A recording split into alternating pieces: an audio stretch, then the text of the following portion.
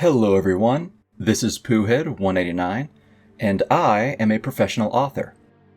I've traditionally published 3 written works, I've independently published 2, I've interviewed various famous authors from the Black Library, Forgotten Realms, and others of science fiction and fantasy, I've been writing for 16 years, and I've been writing professionally for 7. I specialize in grimdark fantasy, but I've written both fantasy and science fiction. And today, I am making my first fantasy writing masterclass. Shout out to friend and subscriber of mine, Yog, who asked for me to make this video.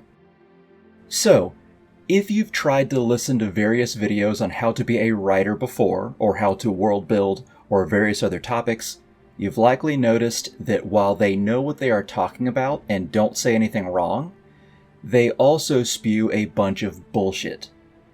Meaning, their advice is generally vague, and it does not help you in any way, shape, or form. Granted, that is partly because writing, and all of its various subsets, is a very broad topic, so people like to give broad answers, so it's not really their fault. And so, how I will make this video is I am going to assume that you have not written much at all, but are thinking about doing it. At first, my advice will be broad, but then as I go on, I will give you more specific answers that will help you out for a beginner or an intermediate writer. Understand? Cool. With that being said, let us begin in earnest. Alright, so now, rule 1 for writing a novel. Don't do it. Give up. It is not for you. Believe me. Okay, so if when I said that you thought to yourself, what the hell, I'm not going to listen to you, and it was an unthinkable proposition, then congratulations, you passed. The reason for all of that is because in order to be an author, you need to be obsessed. You need to truly want this. One of my favorite authors ever has a great quote. If you can quit, then quit. If you can't quit, you're a writer. Unless you're obsessed, you're simply not going to put in the time or effort to write a good short story, much less a novel. So now that we have that established, you need to realize that even if you are obsessed, you still aren't a writer until you write. You aren't an author until you become one. The only difference between someone who has written a book and someone who has not is the writing. Everyone procrastinates, everyone gets writer's block, but the writing part is the most important thing. More than plotting, world building, anything. More than brainstorming characters, anything and everything. Writing well is good, however, writing in general is more important than writing well. If you cannot write well, you need to still write. Wolfgang Bauer, one of the biggest names in tabletop role-playing games, has said the exact same thing. The only difference between an author and someone who isn't is that they have written. Now, I will say this. If you find that you can't finish anything, or that you feel stuck, or that your story is taking forever, or any other number of problems, here's what you do. You take a scene, you sit down, and you write it, and that might sound like I'm just telling you to get over it, but I'm not. What I mean is that if you power through and write another scene, even if you have writer's block, even if you feel like you don't know where it's going, your writer's block will be lessened. It will mostly go away, actually. Your next scene after that will be less of a struggle. It will be a morale boost, and you will find you are now more in the mood to write than you were before. So again, if you have writer's block, sit down and write a paragraph. Just write a paragraph. You might not even need to write something that you think is wholly important, just as long as it is the paragraph for the scene that you want to write. However, again, obsession is still key, as is the writing. Now, a very important piece of advice, and this is crucial that you listen to this, but again, a very important piece of advice is that anytime you listen to an author or writer talk about writing, most of what they say, like I said earlier, is horseshit. And it's not because they're dishonest. Not at all, really. The reason it is horseshit is because everyone has their own style or way of writing, and the only way you can find out yours is to find out. The most brilliant authors will swear by the 3-plot structure, or the 7-plot structure, or Joseph Campbell's hero's journey, or that you have to start with a map, or you should not start a story without knowing its ending. All of this is bullshit. And it is bullshit because it works for them, but it likely does not work for you. Now, it can work for you, but it is not set in stone. If this author or YouTuber insists that this is the way you have to do it, they are selling you something. There is no surefire way to write a novel other than to write one. And it has to be said that while it is good to have a story that has a tight plot, there's very little fluff, you can follow along easily, every bit of dialogue has meaning, at the end of the day, some people are not looking for that, and fluff can still be good, actually. In my professional opinion there, if you are not a fan of writing fluff or character development or simple slice of life, then do your best to keep that in mind and ask yourself how the scene you're writing fits into the narrative. However, if you are a fan of that stuff, do a simple 80-20. Make sure that at least 4/5 of your story is to advance the plot, and the last fifth can be a treat. Maybe your character has a thing for fishing, and they go out to buy fishing supplies. Or they are fishing and you narrate what they are contemplating while doing it. Are they thinking of their love life? Are they thinking about the plot? What are their opinions on that? And while fluff in a limited capacity can be okay, make sure it helps to give your character a voice, or to provide two characters with a way to understand one another. So maybe their rivalry or teamwork is more fleshed out later from this fluff or character development. Now, let's get into how to make good prose. Since you are likely a beginner, or even intermediate writer, we will discuss on how to improve your prose and your writing in general. Now, I will warn you that there are no quick fixes or a 3-day course, and there's no trick that works for everyone. But I do have 2 ways to passively improve your writing, and 2 ways to actively improve your writing. To actively improve your writing, you must first write your scene, and then take your scene and read it to yourself, usually out loud. Instantly, you will be able to tell what parts are clunky, what parts don't flow well, where you should add synonyms, and everything else. This is also a great way to see what you do correctly. For instance, if you read Tolkien's writing out loud, you find out he writes with a lot of alliteration you would never have known from reading silently. Next, the best way to guarantee you write well is to make certain you are writing what you want to. If you're passionate about what you're writing about, not only is it less effort, but you'll find you write it better. Also, don't be afraid to try things and reach past your limits. Finding synonyms and being loquacious with your prose can never hurt, but these are small tidbits of advice. To actively improve your writing, reread it, preferably out loud, but reread it in general, and also make certain what you are writing about is what you want to write about, and it will instantly be better. Now, for passive ways to improve your writing, and these are far more important than your active ways, at least in the long term. Active ways are good for the moment, but they don't level you up, so to speak. The passive ways are the way to go, really, and I'll tell you how passive ways have actively helped me improve my writing gig. So the first step to passively improve your writing is to write. Practice. Keep writing. It's small and it's obvious, but it really helps. You simply do get better over time. Next, the second passive way to improve is to read. Read a lot. Read your genre. Sometimes even read outside your genre. I suggest reading physical books, but audiobooks can still be helpful. It's just more difficult with an audiobook to tell how sentences flow in order to use to improve yourself.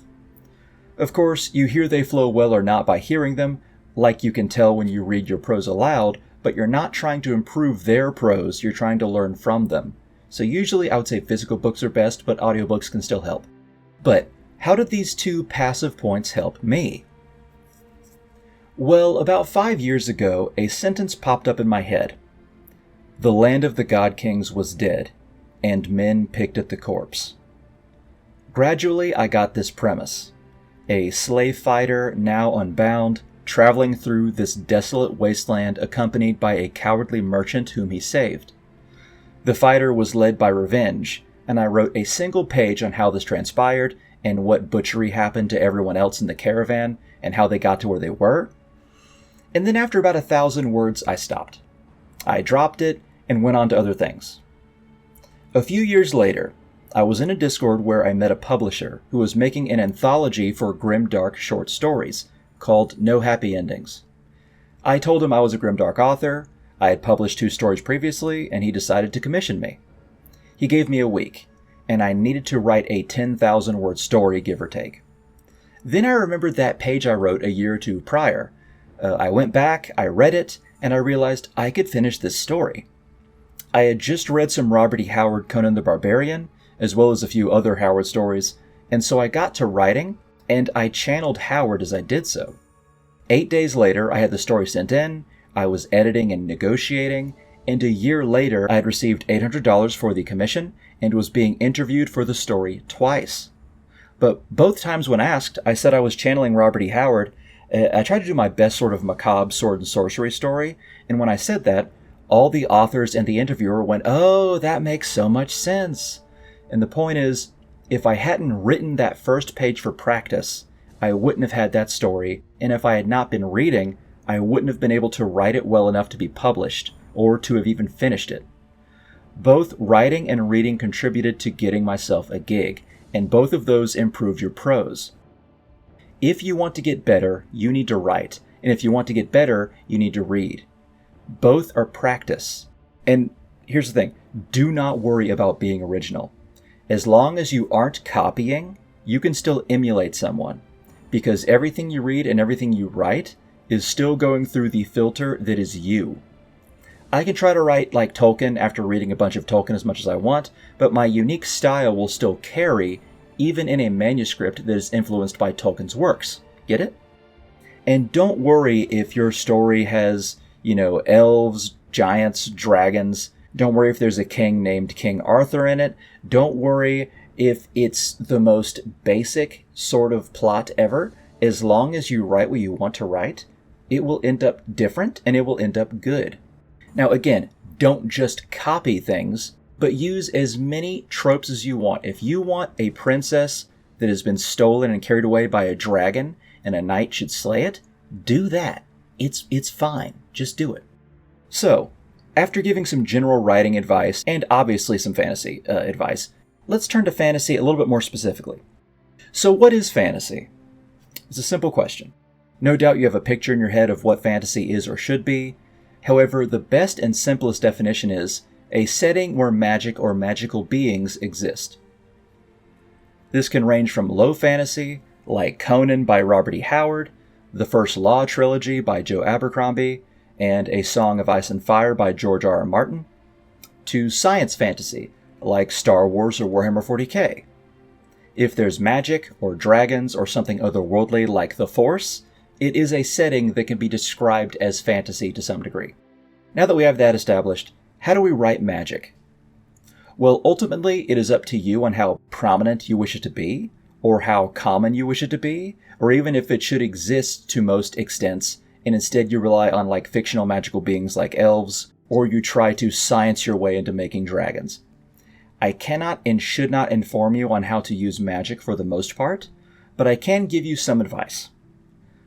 Firstly, magic can be mysterious and ultimately a forbidden practice, or you can go the Brandon Sanderson route and map out a magical system down to the last mathematical detail. But whatever you choose, you need magic to be consistent. Magic is meant to break reality, but it should not break its own rules. As loath as I am to use this example, let's look at Avatar: The Last Airbender. Now, I like the series, but I've seen too many people use it to learn from. However, it will suffice here. If a firebender can cast a bolt of lightning because it ultimately is heat, then that means a firebender can bend anything with heat. Now, you could make the argument that the heat of a human body is so low or spaced out that it would be extremely difficult or not worth it to attempt, but the principle would be there. If your magic cannot create life, then you cannot turn a sandwich into a squirrel because the inanimate object just became animate, unless it is an illusion or a trick where the animal dissipates. If your magic has rules, then you need to follow them so as not to break the immersion of your story, is the thing. I tend to use the Disney movie Aladdin for a lot of cues when it comes to fantasy, and it's the same with magic. Does magic exist? Yes. It is fantastical, dangerous in the wrong hands, has codified rules, and it's rare. When writing it, it should be used as a crescendo to a story, or under great duress, else it loses its mystique and its majesty, and even its intimidation. Magic should also have drawbacks, in my opinion. If someone wants to use it, they need to lose something, either through sacrifice or energy or their sanity, even their very souls. Make sure of this or it'll be extremely broken, or people will ask, how come not everyone uses this? Now again, the Aladdin stuff and the stuff right after that is sort of my rules for magic, but you don't have to follow my rules. That's just what I generally do. Now let's get back to immersion. People often speak about suspending disbelief, and how you should do that in order to believe a fantasy story. That is a mistake. A bad fantasy story requires you to suspend disbelief. A good fantasy story makes you have secondary belief. Tolkien calls this the secondary world. Suspending disbelief is when you have to put an effort to temporarily let go of rationality or what you believe to be true to enjoy something. A secondary belief in a secondary world means you are immersed enough to when someone casts a spell or teleports or you see a dragon, you have no trouble in accepting that reality and it will be perpetual. If a man from a story is about to fall off a building, but miraculously he does a backflip and saves himself when he has no backstory or reason to have that skill and never uses it again, you have to suspend your disbelief to enjoy it. When you are in Moria and you see the Balrog raise itself up and come alive in shadow and flame, you are immersed. You do not question that this inhuman thing from before time began is there. You simply watch or read because the story is that good. That is the goal. Something else, and this has more to do with regular writing, but I believe it is particularly important for fantasy stories. That is, you need to keep the promises of your stories. Keeping your promises is one of the most important things you can do in any story. Now, what do I mean by promises? Every story begins with a promise, or even multiple promises. Recently, I read a book called 16 Ways to Defend a Walled City. It received generally favorable reviews, though I had some problems with it myself. However, even big fans of the book criticized its ending, because it did not fulfill the promise that the book's premise set out. Let's take Disney's Aladdin again as an example. People often talk about the animation, but it both gives and then delivers on every promise in the movie. At the beginning, we find out about Aladdin. We know he's a good person, but he is a frequent liar. We also know he is infatuated with Princess Jasmine after they meet, so much so that he gets a genie that could grant any wish he desires, and every wish he makes is to win her favor. These are two promises. So by the end of the movie, we need to see that Aladdin has learned to be honest, and his story arc with Jasmine is fulfilled. Then there's Jasmine. When we meet her, we know that she wants to both marry for love and to be her own independent person. By the end of the movie, both of these arcs are fulfilled, and that means the promises are fulfilled. With Jafar, he is a conniving villain and he wishes to become Sultan. Now, the entire plot of Aladdin could happen, Jasmine and Aladdin could get together, the genie is freed, and all is resolved without Jafar. However, it would be an unfulfilled promise if we had a conniving vizier lurking in the background and nothing ever happens with him. That would be a promise unfulfilled, and that is why it would feel so, well, unfulfilling. And we have the genie, who wants to be free. Imagine if Aladdin just never freed him, whether by his own choice or someone stealing the lamp, and Aladdin never got it back. That would also be a promise unfulfilled. Do you understand? If you have a character or a plot arc, you cannot diminish it into nothing without a good resolution. If you have a magic ring that needs to go to Mount Doom, and then the series ends with Frodo making it to Rivendell and that was it, or they simply threw the ring into the sea, everyone would feel robbed. You would not have fulfilled the promise of the story. Now, of course, you could do like something that's subversive, like say, the magic ring needs to go into Mount Doom. However, Sauron actually gets the ring back and then he takes over Middle-earth, and then the story then becomes surviving Sauron's dominion. or following Sauron's point of view. You could do something subversive like that. However, you need to resolve what happens to that magic ring, or else you would hate the story. It'd be dumb. Now, someone has asked me how to write a convincing villain. So in fantasy, a villain can be a dragon, a wizard, a king or a queen, a knight, an elf, a demon, a creature you've never heard of, a peasant, even a god. I would be lying if I said you can write all of them the same way. However, they do all require a desire. Whether a desire is to rule the kingdom, they want a magic ring, or something as innocuous as to embarrass your hero in front of a lord or a potential romantic partner. Of course, your villain can have a passive goal or an active goal. An active goal would be if your villain was an assassin trying to kill the king. Whether your hero does anything does not change his goal, even if it would change the outcome. A passive desire would be a dragon sleeping on a pile of gold, and your hero steals a chalice.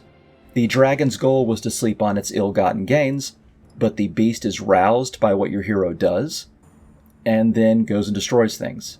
Either way, they need a desire. Now, a villain has to be worse than the hero in some capacity.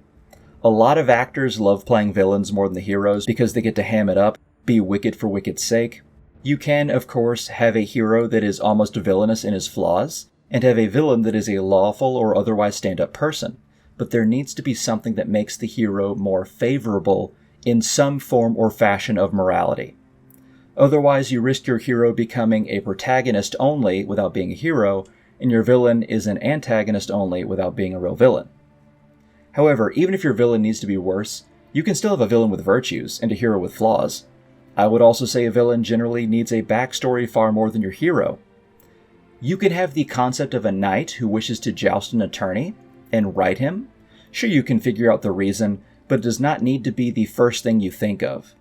However, you cannot have a villain who wishes to eat babies without a reason that led to that.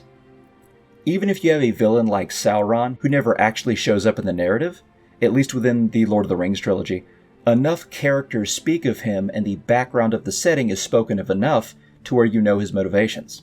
Next, we need to talk about a common problem most fantasy writers have, and this is something that keeps at least half of fantasy writers from becoming novelists. Pay attention. Do not world build too much. World building is an addictive process that fantasy writers will fall into and will do so perpetually, when instead they should be writing their novel.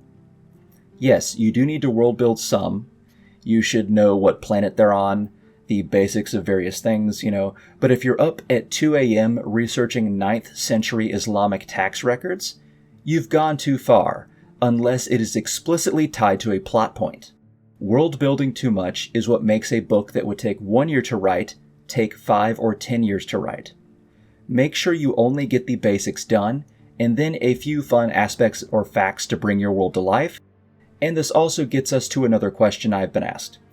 How much of your story do you need to know before you begin writing? Really? Everyone has a different answer to that as well, but I can give you some basics. Let's say you have a hero that is traveling to a distant land as a sailor. You should know the basics of sailing the ship. You should know what sailors are on the ship, what type of ship it is, and the various names of the people that your hero is acquainted with. You would need to know the name and general layout of the port you arrive at. You would need to know the reason for his travel and the reason for the story of what kicks off the plot.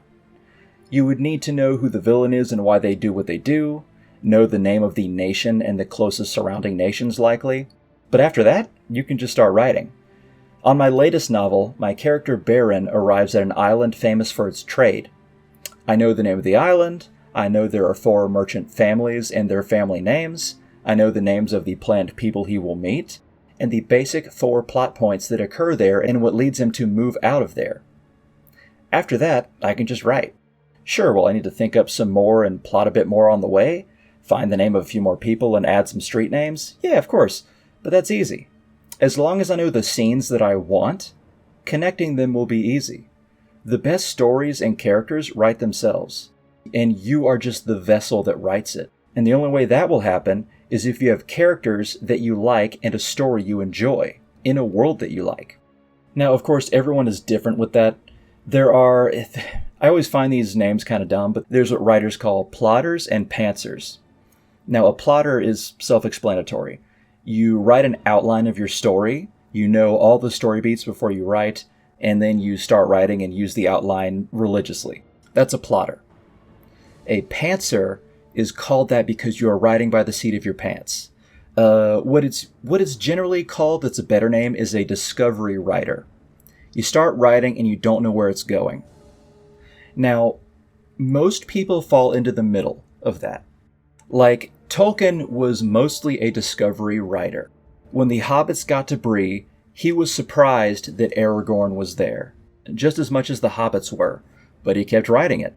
However, he also knew the basics of who Sauron was. In fact, I think he had an extensive backstory of Sauron at that point. He'd already written The Hobbit, so he knew everything about the Shire, but at the same time, he was still exploring where the story was going.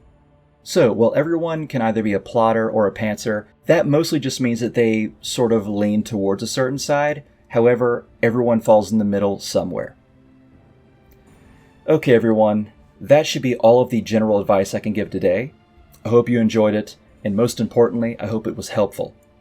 If you did find it helpful, liking and commenting would help me immeasurably. Sharing would also be welcome. I also have a video on how to handle writing characters. I will put that in the link in the description below, in case you're interested. Thank you, everyone, and have a lovely day. All right, see ya.